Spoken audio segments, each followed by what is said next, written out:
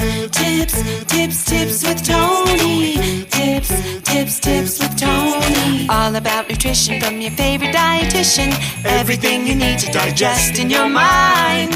Tips with Tony. Tips with Tony. Making you healthier one bite at a time. With Tony. Woo. Hello and welcome to the Tips with Tony podcast. I'm Tony Marinucci, your registered dietitian, helping you get healthy one bite at a time. I am so excited for you guys to listen to our next guest. I have virtually in front of me Alyse Shyne, who truly shines in all the ways. She is an energy healer, a well-being expert, a good friend of mine, and someone that I'm very lucky to have worked with both personally and professionally. And I'm super excited for you guys to hear from her today. Alyse, welcome to the podcast. Thank you, Tony. I'm so excited. It's such an honor to have you here. I would love for you. I feel like I should warn people to buckle their seatbelts because we're about to talk about things that I don't think are really traditional. I think right now people hear a lot about healing, and it's unfortunate that it's trending because we all need to heal. But I definitely do think we're going to talk about many different layers of healing, and probably some of it might be really new for you, but it's definitely not going to be a typical type of conversation that you may have heard on the podcast. So I feel like I should just throw that out there. But Alyse, the unexpected. There you go. Yeah, there you go. Okay, so first question I always have my guests answer is a 3-part question. I want you to introduce yourself by sharing a little bit about who you are, what you do, and most importantly, why you do what you do. Okay, so you said I'm Alyse Shyne. I went by Alyse Faith for a long time while I was transitioning between relationships and last names in this patriarchal society, as tricky as that is. So some of you may know me on social media as Alyse Faith. I am one and the same. Shyne is my married name, and I love the man and the name so much. So I'm very grateful to be lucky Shyne. with that last name. Yeah. That is awesome. I feel like the faith being in the middle really is my anchor and my core, and one of my main driving forces is faith over fear in life, and I just love having that middle name right there in the core in the middle. So that's really who I am. I'm a mom. I'm a healing facilitator is what I call myself, because I don't do the healing. You do your own healing, and God, the universe, source. When I talk about source consciousness, it is the same as God. It is the same as the universe. I believe that we all come from the same place, and we are all one, and we are all connected, but there is one source. So when I say source consciousness, you can feel free to switch that up in your mind to God, to the universe, whatever term you're comfortable with. To me, it's all the same. And I have been a massage therapist for 12 years, and that really restarted my healing journey with myself, because I started to rediscover gifts that I had ignored for a very long time. I struggled with severe anxiety, depression when I was in my 20s and my 30s, to the point where I was told I was going to have to be on steroids for the rest of my life because of different digestive issues. I was on antidepressants. I had panic disorder. My life became very, very small. It kept shrinking and shrinking. And traditional medicine and traditional therapies were not working for me. They were making me worse. But I just kind of ignored it for a while, and the universe really brought me into the direction of healing. I was working at Starbucks for a very long time, and I wanted a change. Ironically, or not so ironically, I felt like I was still helping people working in the coffee industry, because you're making people's days and you're still interacting with people and affecting their energy and everything. Totally. But I made the decision when I was 39 years old to go back to school for massage therapy. So I actually didn't realize that, Alyse. I didn't realize that you went back later in life. That's awesome. Yeah, super late. And I started being confronted with a lot with body work. And when you're doing body work and energy healing every day, you can't ignore things that you maybe had ignored. And I had been very practiced in ignoring for a decade plus. So things started coming to the surface, health wise, my spiritual gifts. I started sensing spirits, people, entities from other dimensions, not necessarily humans that have passed, but that too. Energy. I started seeing lights. I started seeing angels and getting messages from archangels. And I'm like, this Jewish girl from Scarsdale, I didn't know from angels. I'm like, isn't that a Christian thing? And it's not, but that's a whole nother part of the story. And I realized the relationship that I was in was not serving me anymore. So actually the year that I was in massage school was when I started making a lot of shifts. Graduated when I was 40, and that's pretty much around the time that I started ending my long-term marriage and relationship with somebody that I'd been with since I was a teenager. And then things just started clicking and clicking and clicking into place. And brought me to the healing journey where I was really confronted with having to work on myself as I was healing others. And that was the message I kept getting from the universe, from God, from source, is you are going to heal yourself through healing others. And I continue on that path, almost 15 years later. Wild. Oh my God. So wait, I have to pause on the fact that you started hearing spirits at one point. Like, was that scary at first? I can't even just imagine. And like, how did you know it was spirit? And how did you know people were talking to you? And how did you learn to be like this medium for others? It's just, to me, I just feel like that's so wild. Yeah. So I am also a medium and a psychic. And I was told from a very young age by my grandmother, my mother's mother, that I had the family gift. And I didn't know what that meant, except for the fact that I knew things and I could see things that others couldn't see. And she was an artist, and she said, that I had the artist's eye. I really didn't know exactly what that meant, but that is something that I was always that weird kid that was interested in the spooky stuff. I don't know if you ever watched the X-Files. Did you ever watch the X-Files? Yeah, as a kid. Okay. Yeah. So they're scary. I didn't love that, Right. But Mulder, the guy, the detective, they called him Spooky Mulder. I was like the spooky one. I was like, I loved to read, and I would read everything I could get my hands on. I learned how to astral project by myself when I was a kid because I was just interested in all of that stuff. And I realized it was because I had this really strong connection to the occult. And occult is a scary word for some people, but occult literally, the definition means hidden. It's just stuff we don't talk about in our culture. In other cultures, it's just woven into the fabric of life. In the United States, in this part of the United States especially, it's just not a thing. So it's not that I started to hear these things or sense these things. I always did. I just started listening. Wow, that's powerful. That's powerful. The big difference. That's a huge difference. Yeah.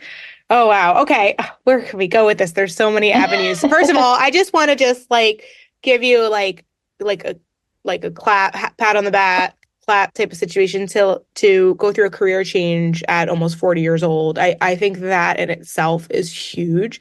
Because I do feel, especially I know at that time you had children. And so to go through a divorce, have kids, to be able to then have to provide for yourself and for them. And that's a lot of pressure. And you did something, what I would say most people wouldn't necessarily choose because it's the scary, I liked what you said in the beginning, faith over fear.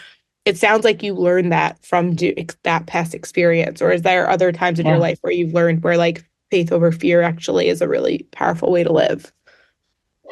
I think that I learned from being in fear for so long, and how as I explained, my world just kept getting smaller and smaller. that I didn't want to live like that anymore. Yeah. And everybody has a different rock bottom. And that's something that I talk about with my clients is like, there are different types of discomfort. Mm-hmm. There's the discomfort being stagnant and being in a place that you know is not for you, but that's a comfort that you know, versus the discomfort of trying something new and stepping out and kind of, leaping without the net. Yeah. And I began to choose the leaping out of the net because it was less uncomfortable for me than staying where I was, if that makes sense. Yeah. So, yeah, definitely. But that really gave me so much confidence to build something of my own. And I felt like, especially being in the relationship and being in a house where there was a lot of conflict and just, I didn't feel good in my home. And I had this little 1-room attic massage space, my first healing space. And I would go there and I would sometimes pretend that I had clients. My ex isn't listening to this, so either way, at this point, I think exactly at this point. So I could just be there and be in quiet and be in silence and just gather myself.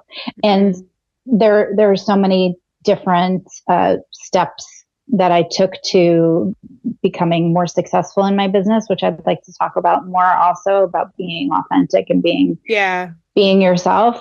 But just having that space and creating something that was just mine and just for me gave me, and I'm sure you understand this as an entrepreneur yourself, is like, that is something that completely shifted and changed my life and gave me that confidence to have the faith and say, I did this myself. I didn't do it alone. I had support of some people, but I mean, at the time I was doing it, I really did pretty much do it alone. Yeah, 100%. And like how you said in the beginning, like a lot of times you're a facilitator to help people heal. That's a very similar situation you went through. I'm sure of course, no, we don't do anything alone. We have some support in order to get there. But at the end of the day, it's up to us to make that happen. And you made that happen. And I think that's super powerful. You touched on, I know you help with a lot of helping people like get into alignment and really live out their purpose, which I mean, I'm so passionate about that. That's exactly what I try. I use nutrition and balanced eating and a healthy lifestyle as the foundational thing so that people can go into their purpose. And I'm not going to say exactly who, but, there was somebody, and this person as well, that through working together, I don't think it's a coincidence at all. She healed her relationship with food. She started feeling better, and just in general. And now she's going back to school for massage therapy. And that's not like an uncommon thing that I deal with on a regular basis. I've had people I help with the foundational things of well-being, but then they go on and shift careers because they realize this whole time they were obsessing over food and not feeling good in their body. And it was kind of just keeping them smaller and away from their purpose. And it's helping them to step into that. So I would love to speak with you kind of about how you help people get more in alignment with their purpose and what steps do you take with them so that they can feel a little bit more clear and confident that they're actually headed in the right direction or they are currently, working in the area that they're supposed to be. Yeah. So in my healing sessions, especially in my readings, I get the most common question is, am I on the right path? And my answer is always yes, because you're always where you're meant to be right now.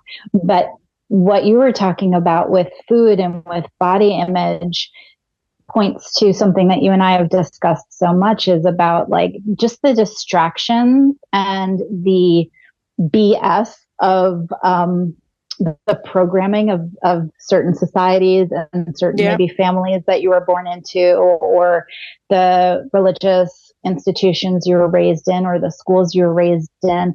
We are all, I believe very strongly, that we are all sent into this particular body by choice. We choose on a soul level. We choose the family. Some people are like, I didn't choose my family. You did.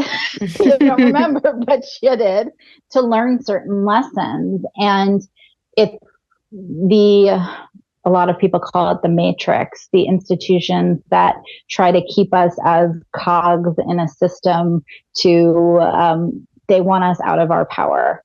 Mm-hmm. They want us to, work a 9-to-5 job, to go to school, to do all the things to keep us in line. And of course you're going to forget who the frick you are. Right. It's like and all of that stuff, the diet industry is a multi-billion-dollar industry. So if you follow the money and you see, and we won't get too conspiracy theory into here, even though I am a tinfoil hat wearing conspiracy theory, but the diet industry is a perfect way to look at it. Is like, there's billions of dollars every year that people are making off of making you feel less than.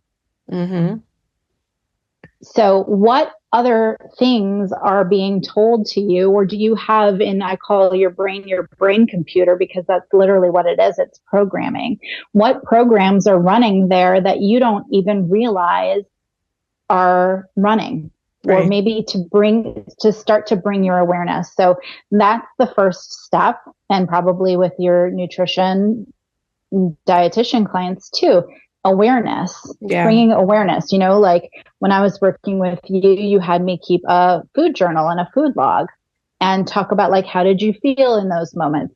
So awareness is the first step to anything. If you're thinking, I can't do it, why? Or when these fears are coming up, what is it that I'm really scared of? Mm-hmm. And what would happen if that wasn't true? Mm-hmm. Mm-hmm. I can't do it. Well, is that true that you can't? Mm-hmm. Or is it that you just don't feel comfortable doing it? Or did somebody else tell you that you can't and you began to believe it, and now it's part of your belief system? So I really try to get people to discover who they are outside of all those distractions, all that noise. Their bodies are like, if you think about it, even to just go back to the nutrition, we're taught not to trust our bodies. Mm-hmm. That's where your intuition lives. Mm-hmm. We are so practiced and so programmed to think that we need to think with the brain computer, which we just talked about is not even telling us the truth half the time.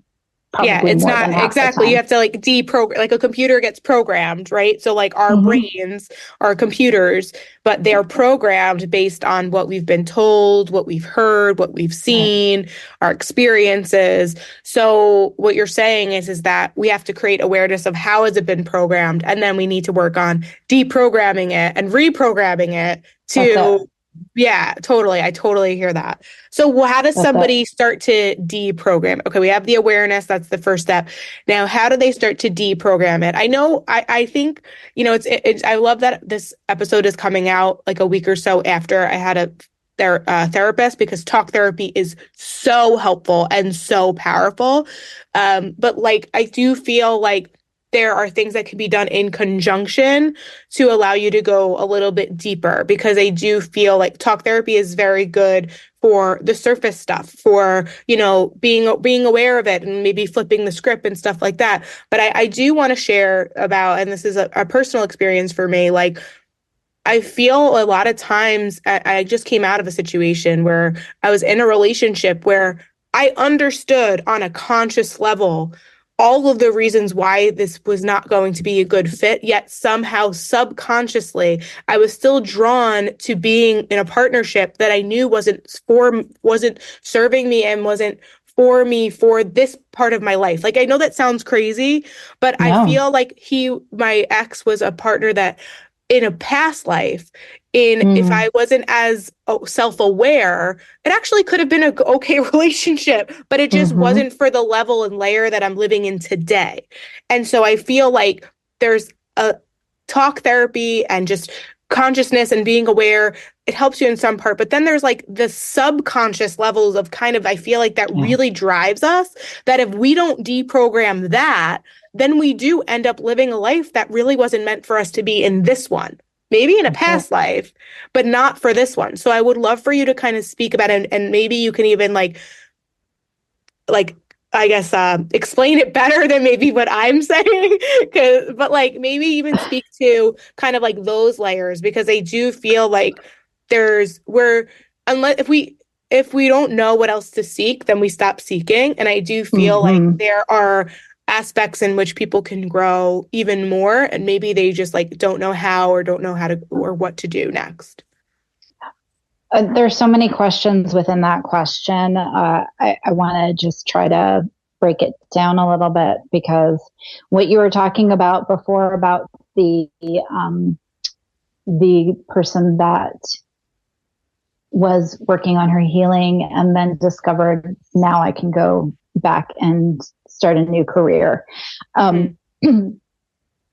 As we are evolving as humans, there's always another layer of healing. Healing is never done.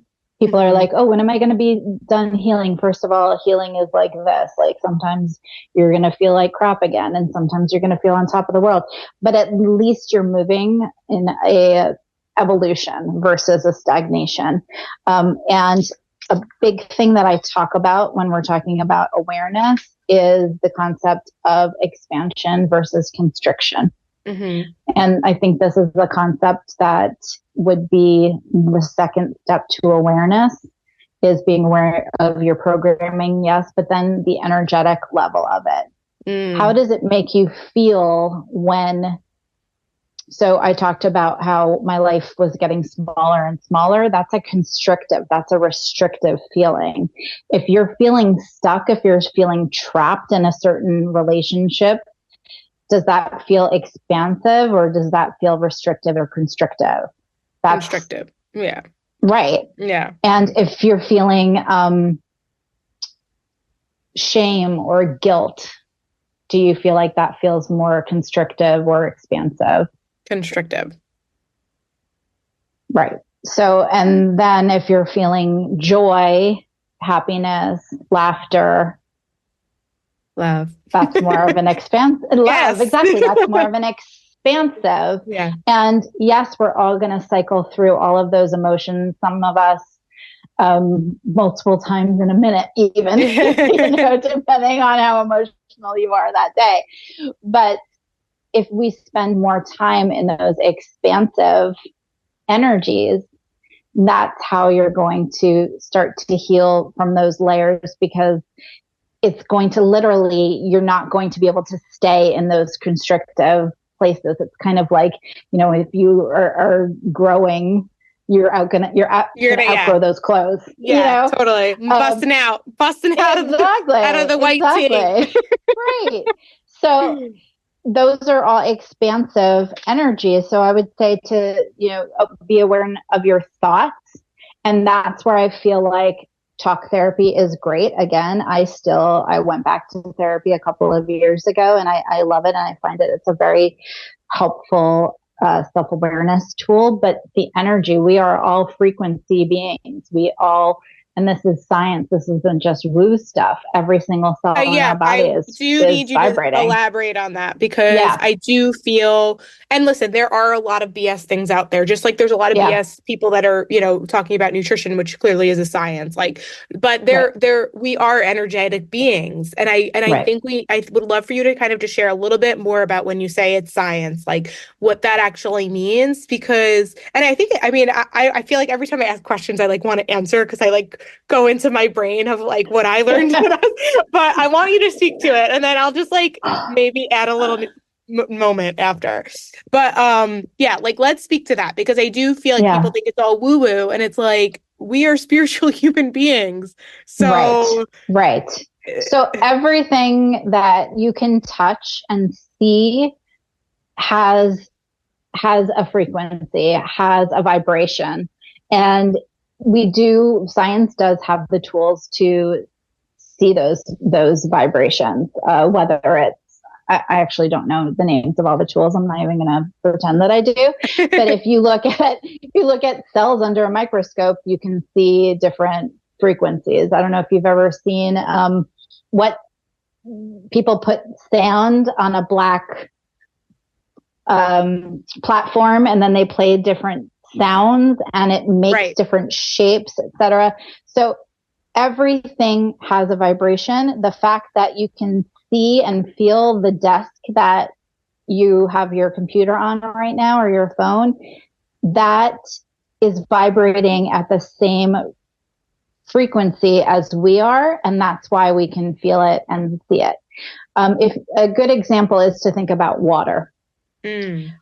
Water looks like water if it's in a cup and it's in the liquid state. We can heat water and then it becomes steam and you can't see it anymore. Or you can freeze water and it becomes ice. So if you think about like how malleable the cells are and how they're so changeable, that's how we are too. So we do have, and some people have been able to see the auras that we have around our bodies, which are just magnetic fields. It's just, again, it's not such woo stuff. It's magnets. It's right. It's literally like an energetic field. With plants, you can see if you cut a leaf off of a living plant, the stem, what is it called? Is it the stem? Not the stem. The thing that holds the leaf. I'm losing my brain right now. I don't know what it's called. The stalk, whatever it is. Still have you can still see the image of the leaf. So there is still a memory of that impression. That's how we can speak to spirit too, to bring that in, because that energy cannot die. And again, science has proven that energy only changes. It can only change. It can't be killed. So when our physical body passes, what happens to the energy that is our soul? I had to interrupt this episode to tell you that Tips with Tony is now accepting insurance. If you have a nutrition goal and you were wanting to improve your health and wellness, but finances have been the thing holding you back, well, that is no longer a barrier. So email me, tipswithtony@gmail.com. Let me know that you're ready to work and you're ready for change and you want to do it. And if you want to do it through insurance, you want to make sure I take your insurance. I'm going to ask you these things. So if you want to just email me first, cool. But if you want to go ahead and be proactive, I'm going to tell you what I'm going to need from you. I'm going to need a picture front and back of your insurance card. I'm going to need to know what state you're from. I'm going to need to know your full name and your date of birth. I will check with the benefits company that I'm working with. They will let me know what's covered, how much is covered. For some people, 100% of their nutrition sessions have been covered. So we'll just go, we'll do a check, and hopefully that is how I'm going to be able to serve you best in 2024. But it does not hurt to ask. So if you're listening to this, this is a sign. Reach out, tipswithtony@gmail.com. Send me your insurance information, and let's see if we can work together. Okay, back to the episode. Well, I think we get reincarnated. Yeah, I think it just goes so exactly. That's what I believe. I think it's real. But yeah, and I mean that's another hour-long conversation too. Reincarnation implies that we live in a linear time, and here in the physical world, we are in a linear time. But in other dimensions, time is not linear. So I believe that, and quantum physics believes, and it hasn't been proven yet, that there's a multiverse theory that literally everything that you can imagine is happening somewhere. So there's a version of you somewhere that's doing anything you can imagine and things that you can't imagine. Right. And so then do you believe then, is that where manifestation is powerful? And then it's about bringing it into this realm for you. Yep. Right. And maybe we should speak on that, because I think manifestation is a huge, so what you're saying is that version of you, that elevated version of you, that person that, quits their job and starts their own business and is super successful at it and sees the vision, but yet still feels like maybe there's parts of them that is like, maybe in another lifetime, right? Like not now, right? But like, if you really work on it, like you're seeing that vision because it actually is there. You just have to take the steps and continue to work on to bringing it into this reality and into this realm. Right. Is that what you're saying? Yes, you can potentiate it, whatever it is that you can imagine. Obviously, we can't really manifest what we can't imagine. Right. Even though sometimes it seems like, oh, did I create that situation or did that just happen? I don't believe that things just happen. I don't believe in coincidences. So yes, that is, if you think about infinite possibilities and how there's a version of you doing, where you're a rock star and you're on stage at Coachella. If you're a singer and that's something that you want, you can potentiate that particular life by just drawing that to you. Wow. And you can't just sit in your living room and be like, okay, I want to, you have to take action steps towards it as well. Right. But yes, that is how manifestation works. And you have to become a vibrational match for that reality too. If you're like, stuck in guilt and shame and those lower vibrational stuck feelings, you're not going to be able to potentiate what you really want and what you desire. So what I'm hearing you say is that it's important to practice or to do things to get into those higher levels of vibration so that you can attract or bring in or manifest something, that better lifestyle that you want, which makes sense, right? Because like I always tell people that, like, if you don't feel well, if you don't feel good, and that's where it starts back with food, right? You're not going to you're less likely to take action towards the things that are actually good for you. When we feel good, we want to continue to do the things that make us feel good because we feel good. But when we feel like crap, we're less likely to do the things that actually make us feel good. And it's a really vicious cycle. So that makes exactly. Yeah, I've been in those, food comas, as they call them, like where you don't want to deny yourself the food. It tastes great. You're celebrating whatever. Thanksgiving is a perfect example. One time a year, everybody is just expected to be like, I can't move. I ate so much. But that's just like an accepted thing. But yeah, if you think about how you're really in this moment of inactivity because you can't move your body and you're not feeling great, how are you going to be able to channel your higher self? And that's what I really believe. And that's how I believe that we are all mediums. And people are like, oh, I don't have those gifts. Yes, you do. We all do. So when you are in connection with your intuition, I believe that you're in conversation with your higher self, and your higher self is that soul version of Tony that isn't encumbered by the physical world, the laws of being here in the 3D world, the laws of even gravity or, whatever rules that your particular society has that might keep you down. Your higher self doesn't really care about that stuff. They're just like, I want you to shine. And I want you to use all the gifts that you were born with, and that's going to make you feel great. But that brings me to the second thing, that the part B of what you were saying about healing and evolution and frequency. So you're becoming aware consciously of your thoughts and of your programming. Then you're beginning to become aware of the energies of constriction and restriction versus expansion. And then the step after that would be, how do you feel and what energy is coming through and what thoughts are coming through when you're with certain people, when you're in certain environments, when you're at work? How do you feel the day before you go to work? How do you feel on your drive to work? How do you feel when you're at work? I have so many clients that are like, I'm good Friday and Saturday. Sunday, I feel like absolute crap. And Monday morning, I am like barely functioning. I feel like I'm having a panic attack going to work. Maybe that's telling you something. Yeah, right. Yeah, and I feel like you just described so many people. I feel like nobody likes their job.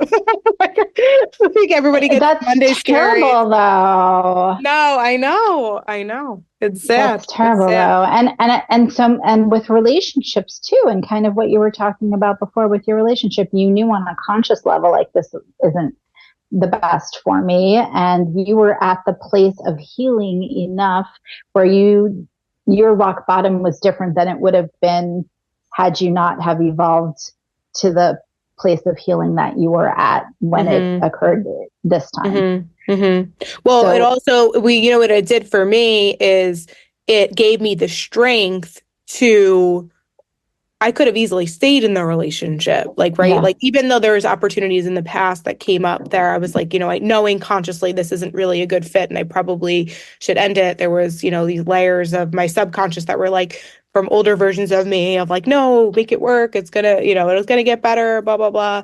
And yes, we had glimpses of that. Listen, no relationship is all bad, no relationship is all good. But like all that to say, like there was a point where there was a turning point where it was like at a certain level, like I had done so much healing on myself and I had too much self-respect I knew that choosing to stay would have, talking about like feelings of constriction. Oh my God. Like it would have just like put me in the hole. It would have literally like, I was already there, but it would have just I would have like dug it deeper and like put a freaking lid on it. Like it would have just completely delayed. And that's another thing too.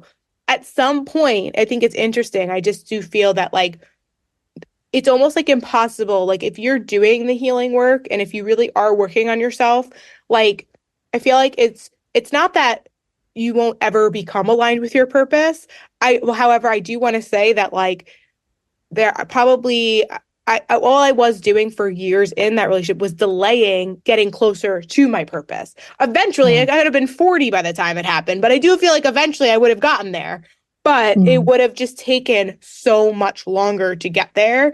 And I think once you have the awareness and once you start doing the work, really it's just a time machine to create that manifestation and to manifest it hopefully in this lifetime and doing it sooner rather than like maybe in your next lifetime or maybe like when you're nothing like you're never too late, like, but I would love to be able to come back into alignment with what I'm meant to be and who I'm meant to be and all that sooner rather than later.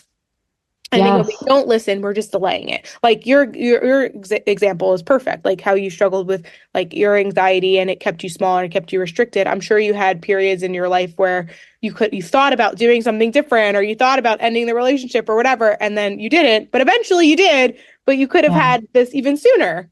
Stuff like that. Absolutely, and that's something that I feel like is part of my mission in life and professionally, is to be that agitator for people, and not agitator like you're annoyed by me, hopefully, but like a shaker upper. And because if we don't slow down and like you create an environment to help people slow down and process and think. If we don't create that space, they'll just continue to go on life without ever, bringing awareness to it or changing it. Right. Yes. And I'm glad you brought that up, because that brings me to, again, the core of what I feel like I need to do is that people have done studies on talking to people on their deathbed. Can you try to think of a number of what percentage of people feel like they did not live their potential, or they did not live the life that they even wanted to live on their deathbed? The percentage of people that did not imagine. A lot. It's a sad answer. I feel like the answer's sad and I don't want to be wrong. It's like 87%. That is so much. Yeah. That's really sad. I think I'm not good at the mathings, but I think it was like only 12% of people thought and felt that they lived the life they wanted to live. And the main thing was that they worked too much in a job that they didn't really love, and they didn't spend enough time with the people that they loved. And one exercise that I did in a group that I'm in, and I've used this with my clients since then because I feel like it's very powerful. Tomorrow is not promised to any of us. Mm-hmm. What would you do if you thought that, or if you knew that the world was going to end in 2025? What would you do? And you don't have to answer that now, but to the people who are listening, to really dig into like, who are the people you would spend time with? Yeah. Where are the places that you would want to visit? Is there, did you always want to go to Italy and you haven't been? Is it that you've always wanted to quit your job and try podcasting and you haven't? A big theme in my life when I turned 40 was, if not now, when? Do I want to be 80 and saying, I wish I had done A, B, and C? what are you waiting for? And I feel like if there are people in their 20s that are listening to this, you might feel like you have your entire life in front of you and oh, I have time. Maybe you do, but also maybe you don't. Right. And do the things that bring you joy, that light you up now. Don't wait. Yeah. And I'll even add to that, like I feel, so for a long time, I'd always say that I felt very lucky that I knew I wanted to be a dietitian since like literally the 10th grade, when you like apply to colleges in 11th and you get, with all that stuff and all that to say, like my path was so clear for so long. And I'm proud of myself for, I worked for other companies and other businesses, but I decided to take the leap of faith in 2019 and go full time with Tips with Tony. And it's been a whirlwind and I've been really open about it. But at the same time, there's lots of successes and there was lots of opportunities for improvement and all that stuff. But for the most part, like, even though I talk about my failures, for the most part, I'm really good at it. And I would say I've had a very successful career in doing that. Now, with that said, I feel like I'm now on the other side where I felt like at that time, for the past 10 years, going on 11 years as a dietitian, I was so in alignment and it was so clear that that was what I was meant to do. And it made me even more proud of myself for taking the leap of faith. And it's like now I'm on the other side where now I'm like, well, what's next, right? Because now I do feel like like you mentioned, you're never done healing, you're never done growing. So it's kind of like this next layer, this next level. And I'm saying that to share that to say, I could have decided to not have a business and it could be, now I'm about to be 30, what did I turn 34? It could have been by the time I'm 40, I decided to do that, whatever. Point being, I don't know. I'm excited to meet this next person, this next version of myself, and to step into this new energy and this new path. And I have no idea what it is. And yes, it's very scary and it feels really weird and I'm not used to it at all. But I also know that like that purpose for my life, that alignment, it's a chapter that it's not going away forever. It's created me into this next level or version. But like, I'm proud of myself because I did that. Now I almost get to like live another life in this lifetime. Does that make sense? Yeah, absolutely. And then I might, in another 10 years, I might live another life in this lifetime. Absolutely. You know what I mean? And I just feel like it's pretty cool to know that like, it's also okay to change and evolve and to grow. And I get to meet this next version I get to meet many versions in one life rather than like the same version for the next 70 years, which unfortunately, like what you just described, I think a lot of people never really get to meet their potential in their lifetime. Right. Some people do.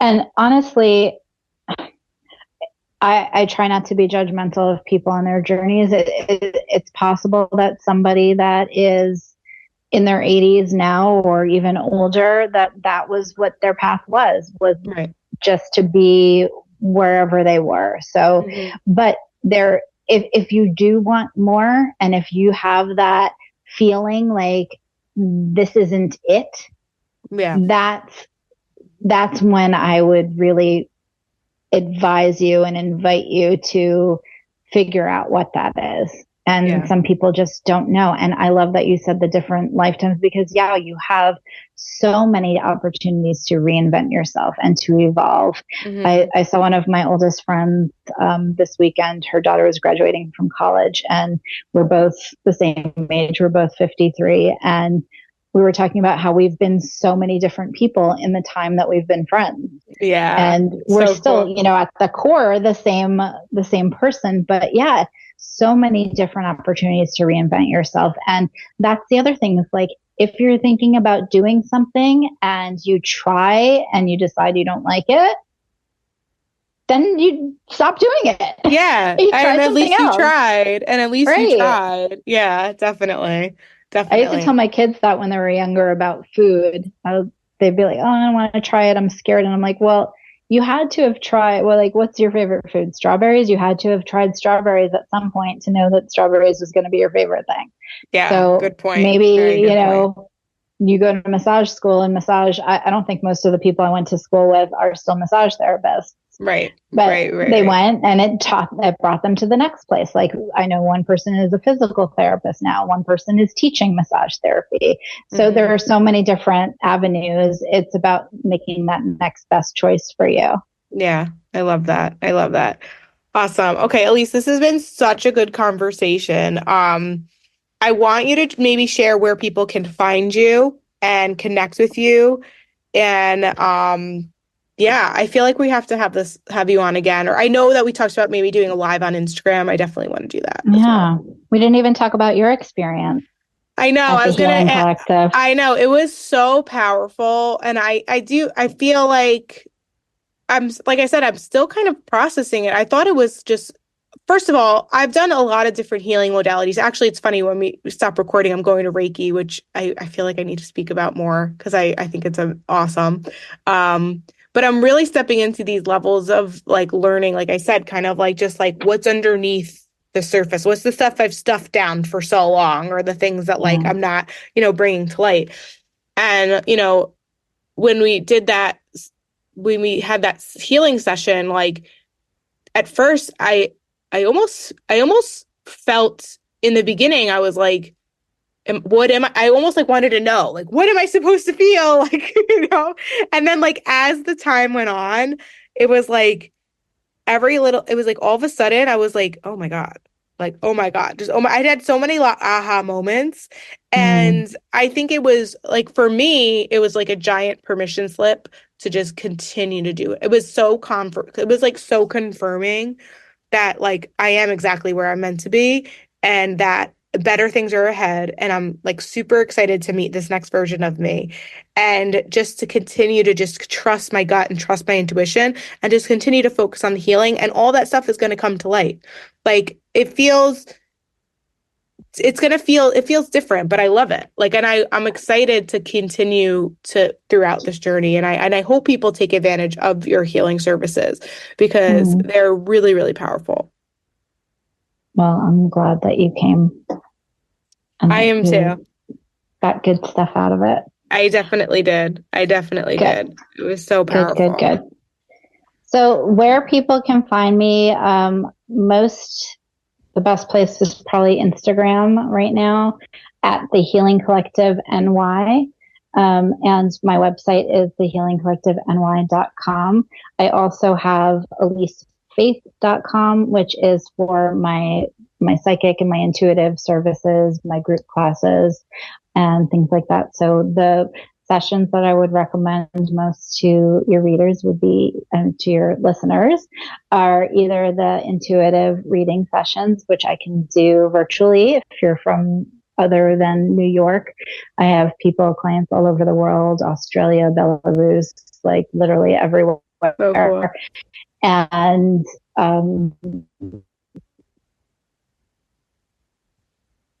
or in person, which is also fun that you did, is a combination of bodywork, guided meditation, energy healing. I'm also a crystal healer, so I use crystals and tuning forks and singing bowls.